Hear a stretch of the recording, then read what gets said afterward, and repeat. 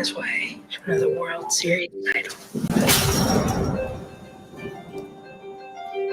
15 years ago, you got your shot at baseball. You got hurt. Jimmy Morris put his dreams aside. Coach? Counselor? Don't report that, Esther. I never do.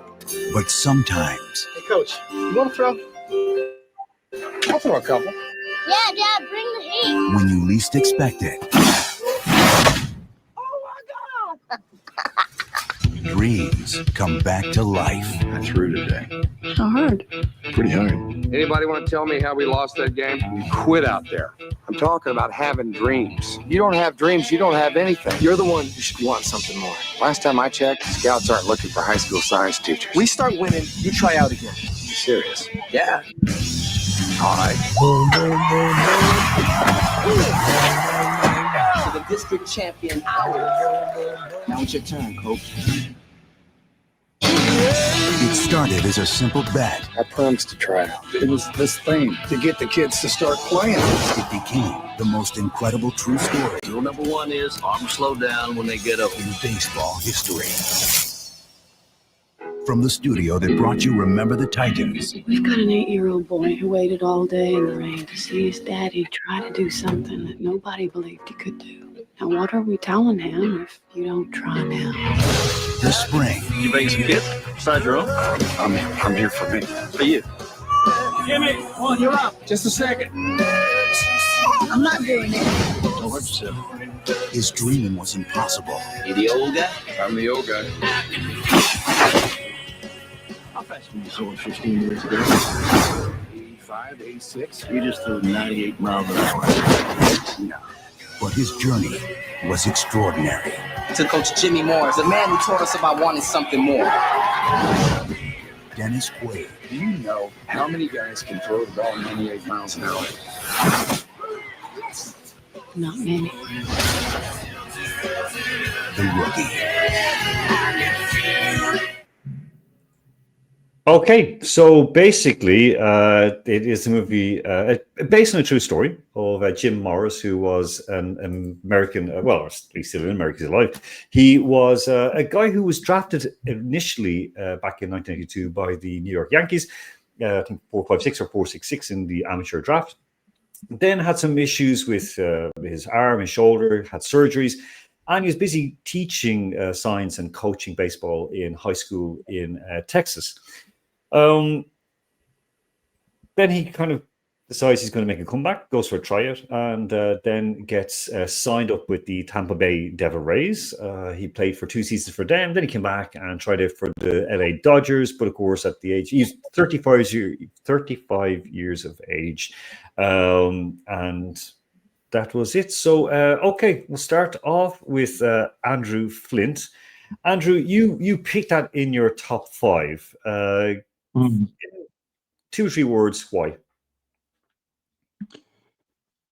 It gives you a real hope that dreams are not over. It's a little bit cheesy, but then any sport film runs the danger of becoming a little bit overly sentimental, a bit schmaltzy in a sense. But a true story is key to this. That's why I think it makes my top 5. True story, and it has a message that we can all relate to. And it makes you feel good. That's what sport should do on a most basic level. Sport, whether we watch it, whether we experience it through a film. So a true story that makes you feel good and is not overly sensationalized. So that's why I think it should be in everybody's top 5 baseball films. Okay. Okay, lady next. You had that in your top 5 as well. Yeah, I think I have it in my top 3. Okay. I have my period of time when I was a child when I watched those cheesy, as Andrew said, sports movies. And I think it is a movie about dreams, and I think it's also a movie about good parenting. Because when you want your kids to follow your dreams, follow their dreams, and be hopeful and believe in yourself, you as a parent need to do that also. And it's just nice to see how the kids and his team also supports him in what he does and what he dreams. So yeah, it's cheesy, and I think all of the sports movies are, so that's a good thing about them. Ian, you're the only one who didn't have that in your top 5. Is there a reason? Is it because it is Disney, or you just you don't want to believe, as Lance Armstrong used to say?